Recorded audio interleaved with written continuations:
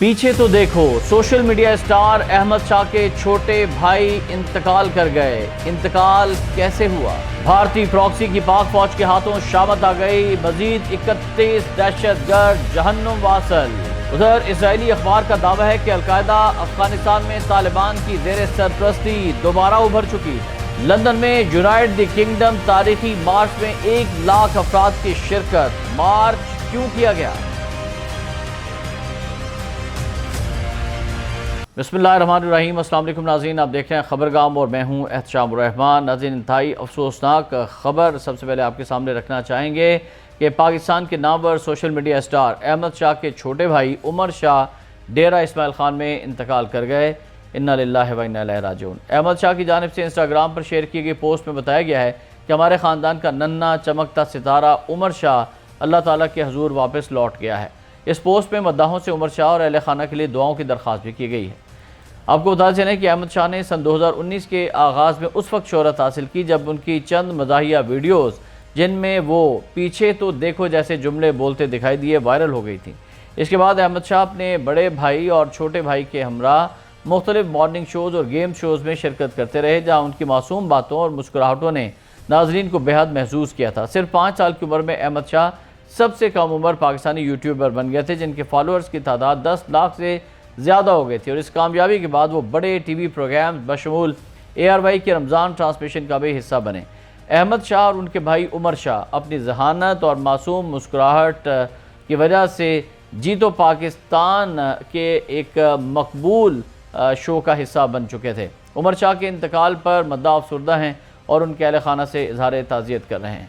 ناظرین، social media star Ahmad Shah کے بھائی عمر شاہ کے انتقال پر ٹی وی میزبان وسیم بادامی نے بھی افسوس کا اظہار کرتے ہوئے ایک ویڈیو میں ان کی اچانک موت کی وجہ بیان کی ہے۔ احمد شاہ کے چھوٹے بھائی عمر شاہ ڈیرہ اسماعیل خان میں انتقال کر گئے۔ ان کے انتقال پر مداح انتہائی افسردہ ہیں، اہل خانہ سے تعزیت کا اظہار کر رہے ہیں، اور بھائی کے انتقال کی خبر احمد شاہ نے انسٹاگرام پر شیئر کی، جس میں بتایا گیا کہ ہمارے خاندان کا ننھا چمکتا ستارہ عمر شاہ اللہ تعالیٰ کے حضور واپس لوٹ گیا ہے۔ نامور ٹی وی اینکر وسیم بادامی نے ایک ویڈیو میں عمر شاہ کی اچانک موت کی وجہ بتاتے ہوئے کہا کہ ARY ڈیجیٹل کی رمضان ٹرانسمیشن کی جان عمر کا آج صبح فجر کے وقت انتقال ہو گیا۔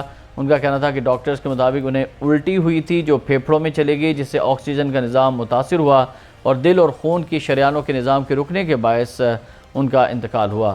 انہوں نے ویڈیو میں عوام سے مرحوم کے اہل خانہ کے لیے دعا کی بھی اپیل کی۔ عمر شاہ کے انتقال کی خبر پر شوبز سے وابستہ شخصیات نے بھی گہرے دکھ اور افسوس کا اظہار کیا ہے۔ اداکار اور میزبان فہد مصطفیٰ نے انسٹاگرام اسٹوری میں عمر شاہ کے انتقال پر صدمہ، غم اور دکھ کا اظہار کیا۔ ARY ڈیجیٹل نیٹ ورک کے CEO جرجیس سیجا نے عمر شاہ کے ہمراہ تصویر شیئر کرتے ہوئے ان کے اچانک انتقال پر افسوس اور صدمے کا اظہار کیا۔ معروف ویلاگر محمد شیراز نے بھی افسردگی کا اظہار کرتے ہوئے لکھا کہ کچھ دوست خاندان کی طرح ہوتے ہیں اور آپ کو کھونے سے ایسا محسوس ہو رہا ہے جیسے انہوں نے اپنا ایک حصہ کھو دیا۔ ناظرین، آگے بڑھتے ہوئے آپ کو خبر دیں گے فتنہ الخوارج کے خلاف جاری پاک فوج کے کامیاب آپریشنز کے حوالے سے۔ پاک فوج کے شعبہ تعلقات عامہ ISPR کے مطابق 13 اور 14 ستمبر کو خیبر پختونخوا میں سیکورٹی فورسز کی 2 مختلف کارروائیوں میں بھارت نواز دہشت گرد گروہ فتنہ الخوارج کے 31 دہشت گرد ہلاک کر دیے گئے۔ ضلع لکی مروت میں خوارج کی موجودگی کی اطلاع پر انٹیلیجنس کی بنیاد پر آپریشن کیا گیا، اور اس کارروائی کے دوران سیکورٹی فورسز نے دہشت گردوں کے ٹھکانے کو مؤثر طریقے سے نشانہ بنایا، جہاں شدید فائرنگ کے تبادلے کے بعد 14 بھارتی سرپرستی یافتہ خوارج کو جہنم واصل کیا گیا۔ ترجمان پاک فوج کے مطابق اسی نوعیت کی ایک اور انٹیلیجنس بیسڈ کارروائی ضلع بنوں میں کی گئی، جس میں مزید 17 خوارج مارے گئے۔ ISPR کے مطابق علاقے میں کلیئرنس آپریشن جاری ہے تاکہ کسی بھی دیگر بھارتی سرپرستی یافتہ خوارج کو بھی جہنم واصل کیا جا سکے۔ سیکورٹی فورسز ملک سے بھارتی سرپرستی بننے والی دہشت گردی کے مکمل خاتمے کے لیے پرعزم ہیں۔ ادھر افغانستان کے حوالے سے اور القاعدہ کے حوالے سے اسرائیلی اخبار ہے دی یروشلم پوسٹ، اس نے انکشاف کیا ہے کہ 9/11 کے 24 سال بعد القاعدہ افغانستان میں طالبان کی سرپرستی میں دوبارہ ابھر چکی ہے۔ رپورٹ کے مطابق القاعدہ، TTP اور داعش خراسان افغانستان میں طالبان کے ساتھ مل کر اپنے دہشت گردی کے نیٹ ورک کو مضبوط بنا رہے ہیں۔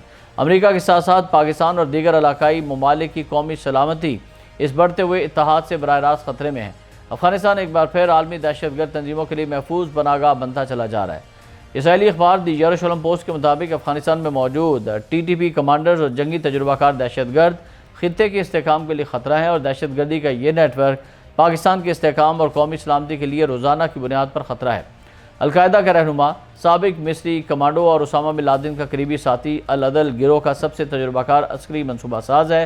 داعش خراسان کو طالبان القاعدہ کے گٹھ جوڑ کو چھپانے کے لیے استعمال کیا جا رہا ہے اور افغانستان میں TTP کے نیٹ ورکس پاکستان کے اندر کارروائیوں کی منصوبہ بندی کر رہے ہیں۔ ادھر ناظرین، لندن سے خبر ہے، وسطی لندن میں ہفتے کو 1 لاکھ سے زائد مظاہرین نے برطانیہ میں دائیں بازو کے رہنما ٹامی رابنسن کے زیر تمام یونائٹ دی کنگڈم مارچ کر کے ریکارڈ قائم کر دیا ہے، جسے لندن کا اب تک کا سب سے بڑا مظاہرہ قرار دے دیا گیا ہے۔ احتجاج کے دوران ہزاروں مظاہرین برطانیہ کے جھنڈے اٹھائے ہوئے تھے، جس دوران پولیس کے ساتھ جھڑپیں بھی پیش آئیں، اور لندن کی میٹروپولیٹن پولیس کے مطابق یونائٹ دی کنگڈم مارچ میں تقریباً 1 لاکھ افراد شریک ہوئے، جنہیں اسٹینڈ اپ ٹو ریسزم کے 5000 افراد پر مشتمل مخالف مظاہرے سے علیحدہ رکھا گیا تھا۔ اسٹینڈ اپ ٹو ریسزم کے زیر تمام مخالف مظاہرے میں نسلی امتیاز کے خلاف نعرے لگائے گئے اور اس بات کا مطالبہ کیا گیا کہ ہر شخص کے ساتھ برابری کا سلوک کیا جائے۔ آزاد پارلیمنٹری رکن ڈایان ایبٹ نے مظاہرین سے خطاب کرتے ہوئے کہا کہ ہم جانتے ہیں کہ نسل پرستی، تشدد اور فاشزم نیا نہیں ہے، مگر ہم ہمیشہ ان کو شکست دیتے ہیں۔ پولیس کے مطابق یہ مارچ اتنے بڑے پیمانے پر تھا کہ وائٹ ہال کی کشادہ سڑک جو حکومت کی عمارات سے گری ہوئی ہے اور جسے مارچ کے لیے منظور شدہ روٹ قرار دیا گیا تھا، میں اتنی بڑی تعداد کے مظاہرین کے لیے جگہ نہیں بن سکی تھی، اور اس موقع پر امن و امان قائم رکھنے کے لیے تقریباً 1600 پولیس افسران ڈیوٹی پر تعینات تھے، جبکہ پولیس اور دائیں بازو کے مظاہرین کے درمیان جھڑپیں بھی دیکھنے میں آئیں۔ پولیس کے مطابق جھڑپوں کے دوران 26 اہلکار زخمی ہوئے، جن میں سے 4 کی حالت تشویشناک تھی۔ مجموعی طور پر 25 افراد کو گرفتار کیا گیا۔ اسسٹنٹ کمشنر میٹ ٹوسٹ نے کہا کہ ہم ان افراد کی شناخت کر رہے ہیں جو بدامنی میں ملوث تھے اور وہ آنے والے دنوں میں پولیس کے سخت اقدامات کا سامنا کریں گے۔ برطانیہ میں دائیں بازو کے رہنما ٹامی رابنسن نے اپنے حامیوں سے خطاب کرتے ہوئے کہا کہ آج کا دن برطانیہ میں ثقافتی انقلاب کی چمک ہے اور یہ ہمارے لیے ایک بہترین لمحہ ہے۔ ایک ویڈیو لنک کے ذریعے ٹیسلا کے سربراہ ایلان مسک نے بھی رابنسن اور دیگر دائیں بازو کے رہنماؤں کی حمایت میں برطانوی حکومت کی تبدیلی کا مطالبہ کیا، اور مسک نے کہا کہ برطانوی عوام کو اپنی آزاد تقریر کا استعمال کرنے سے ڈرایا جا رہا ہے۔ ٹامی رابنسن کا اصل نام اسٹیفن یوگلی لینن ہے، جو خود کو ایک صحافی کے طور پر پیش کرتے ہیں اور ریاست کی غلطیوں کو بے نقاب کرنے کے منصوبے پر کام کرتے ہیں۔ ٹامی رابنسن نے خطاب میں سیاستدانوں پر الزام عائد کرتے ہوئے کہا کہ وہ ان کے خیالات کو دبانے کی کوشش کر رہے ہیں۔